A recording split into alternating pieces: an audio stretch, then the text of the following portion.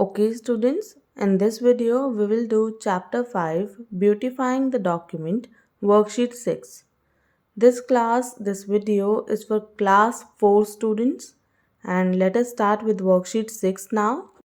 मैं साथ के साथ पूरी वर्कशीट लिखती जाऊंगी with questions and answers and पूरा एक्सप्लेन करती जाऊंगी साथ के साथ एंड लास्ट में हम एक बार पूरी वर्कशीट का रिवीजन भी कर लेंगे ताकि आपको कोई कन्फ्यूजन ना रहे. So let us start. इसके अंदर हमें कुछ क्वेश्चंस दिए हैं और हमें उसका आंसर देना है. ठीक है, कोई ऐसा नहीं है कि वन वर्ड या वन लाइन या वन सेंटेंस में देना है. So let us start. The first question is what do you understand by the term formatting. Formatting से आपको क्या समझ में आ रहा है. देखो, हमने इस पूरे चैप्टर में पढ़ा क्या है. फॉर्मेटिंग. फॉर्मेटिंग का मतलब ब्यूटिफाइंग द डॉक्यूमेंट. जो भी एडिटिंग्स हम अपने डॉक्यूमेंट को ब्यूटीफाई करने के लिए, उसको सुंदर बनाने के लिए करते हैं अपने डॉक्यूमेंट में, उसे हम कहते हैं फॉर्मेटिंग. जैसे कि हमने बुलेट लिस्ट देखा, हमने नंबर लिस्ट देखा, हमने फॉन्ट टाइप देखा, फॉन्ट साइज देखा, फॉन्ट स्टाइल देखा, अलाइनमेंट देखा. ये सब क्या है, ये सब हमने इस चैप्टर में पढ़ा था. ये सब होता है formatting and this is used to beautify the document. So the answer is formatting is the way to improve the appearance of the text to make it look beautiful, arranged and systematic.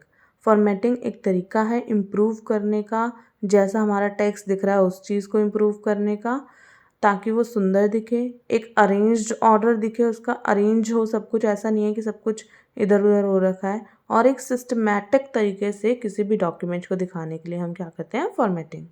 Let's move on to the second question, that is what is font and what is the importance of changing the font size. Font क्या होता है और क्या ज़रूरत है हमें font size change करने की. देखो, font तो हो गया तरीका, जैसे कि जो डिज़ाइन होता है हमारे टेक्स्ट का, वो हो गया हमारा font कि किस तरीके से लिखा हुआ आ रहा है हमारे पास. ठीक है, और font size चेंज करने से क्या होता है कि हम टेक्स्ट का साइज़ चेंज कर सकते हैं.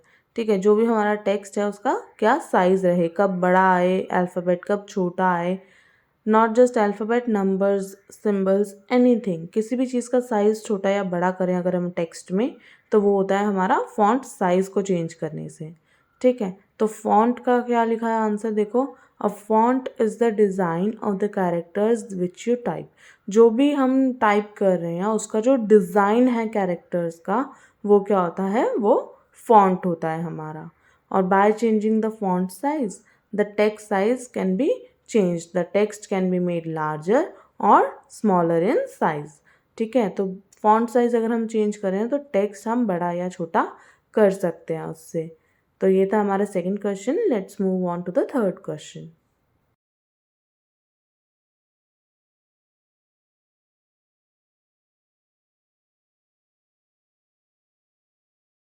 अब देखो, थर्ड क्वेश्चन है when is numbering applied to paragraphs. Paragraphs पे नंबरिंग कब की जाती है, क्यों करते हैं नंबरिंग. देखो, नंबर लिस्ट और बुलेट लिस्ट, ये दो चीज़ें हमने पढ़ी हैं. नंबर लिस्ट में पैराग्राफ्स या फिर लिस्ट आइटम्स के सामने हम नंबर्स लगाते हैं और बुलेट्स के अंदर बुलेट्स लगाते हैं, बुलेट्स या कोई भी सिंबल लगाते हैं. ठीक है, वो हमारा बुलेटेड लिस्ट होता है. तो नंबरिंग क्यों इम्पॉर्टेंट है, जब भी हमें कोई चीज़ सीक्वेंस में चाहिए तो हम क्या यूज़ करेंगे, नंबर्ड लिस्ट. जैसे कि सबसे पहला ये, दूसरा ये, तीसरा ये. जब किसी चीज़ को प्रायोरिटी वाइज लगाना होता है या जब किसी चीज़ को नंबर्स देने होते हैं कि this is first number, second number, third number, तो हम कौन सी लिस्ट यूज़ करेंगे, नंबर्ड लिस्ट. ठीक है, और अगर हमें बुलेट्स लिस्ट के बारे में पूछा जाएगा, अभी नेक्स्ट क्वेश्चन जो है that is related to bullets. ठीक है, तो उसके अंदर आएगा कि हम सिंबल अप्लाई करते हैं, पैराग्राफ्स को हाईलाइट करते हैं. ठीक है, तो नंबरिंग आ गया कि अगर हमें कुछ भी ऑर्डरली सीक्वेंस में चाहिए तो हम क्या करेंगे, नंबरिंग करेंगे. अब क्वेश्चन नंबर 4 देखो, when are bullets applied to paragraphs. मैंने कहा था नेक्स्ट क्वेश्चन है. देखो, when are bullets applied to paragraph. Bullets कब लगाए जाते हैं पैराग्राफ पे, वो तब लगाया जाता है जब हम उस पैराग्राफ को हाईलाइट करना चाहते हैं bye putting a symbol in front of them. उनके सामने हम एक सिंबल लगाने के लिए कि ये पैराग्राफ अलग है, ये अलग है, या फिर जो लिस्ट के आइटम्स हैं, जैसे कि हमें कंप्यूटर पार्ट्स लिखने हैं तो माउस, सीपीयू, इसमें कोई प्रायोरिटी थोड़ी ना है कि माउस पहले ही आएगा हमेशा और सीपीयू हमेशा बाद में ही आएगा, या सीपीयू पहले आएगा माउस बाद में आएगा. तो इसमें क्या हम बुलेट्स यूज़ करेंगे, ठीक है। तो इसमें हम बुलेट्स यूज़ करते हैं, और जहाँ पर हमें ऑर्डरली सीक्वेंस चाहिए वहाँ पे हम नंबर्ड लिस्ट यूज़ करते हैं। सो देखो, bullets are applied to paragraphs to highlight them by putting a symbol in front of them. ठीक है, ये हो गया हमारा fourth question. Let's move on to the fifth question.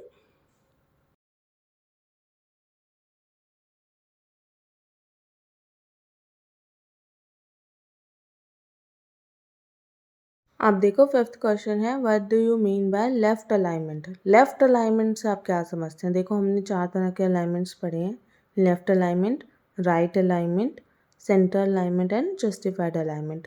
Left alignment कब होता है? जब हमारा जो लेफ्ट मार्जिन होता है ना, हम उसके थ्रू काम करते हैं, तो हमारा होता है लेफ्ट अलाइनमेंट। सारा टेक्स्ट जो है हमारा वो लेफ्ट मार्जिन को यूज़ कर रहा है, उसके साथ टच हो रखा है, तो वो क्या होगा? Left alignment. अगर हमारा सारा टेक्स्ट राइट मार्जिन को टच हो रहा है, सिर्फ राइट मार्जिन को, नॉट द लेफ्ट मार्जिन, तो वो क्या होगा? हमारा राइट अलाइनमेंट।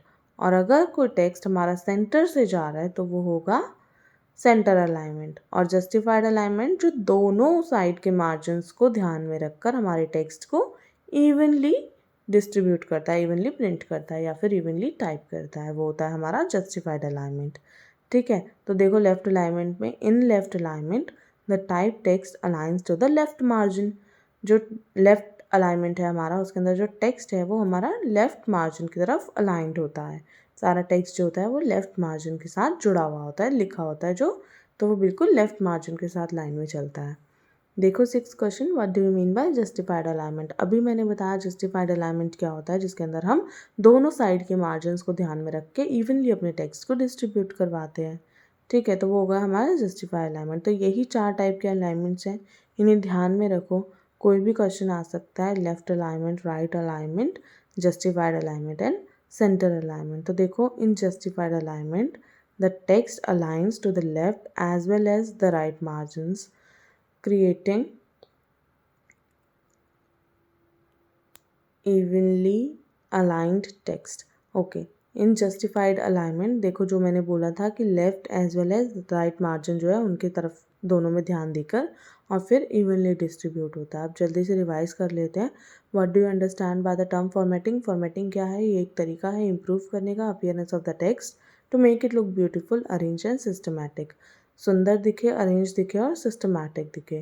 ठीक है, सिस्टमैटिक होता है एक ऑर्डरली तरीका कि पहले ये फिर ये फिर ये। अब सेकंड वाला देखो, what is a font, what is the importance of changing the font. Change किस लिए करते हैं हम फॉन्ट को? ताकि हम टेक्स्ट का जो साइज़ है उसे बड़ा या छोटा बना सके। और फॉन्ट क्या होता है? It is the design of the characters which you type. जो भी हम कैरेक्टर्स टाइप कर रहे हैं उसका जो डिज़ाइन है उसको हम क्या बोलेंगे? फॉन्ट। थर्ड देखो, when is numbering applied to the paragraphs. 2 तरह की लिस्ट होती है, number list, bullet list. Number list में हम पैराग्राफ के आगे इसलिए लिखते हैं नंबर ताकि हम उसे एक ऑर्डरली सीक्वेंस में लगा सकें, और बुलेटेड वाले के अंदर हम लिखते हैं जिसके अंदर हम सिंबल उसके आगे लगाते हैं, जैसा कि हमारा fourth question, when are bullets applied to the paragraphs.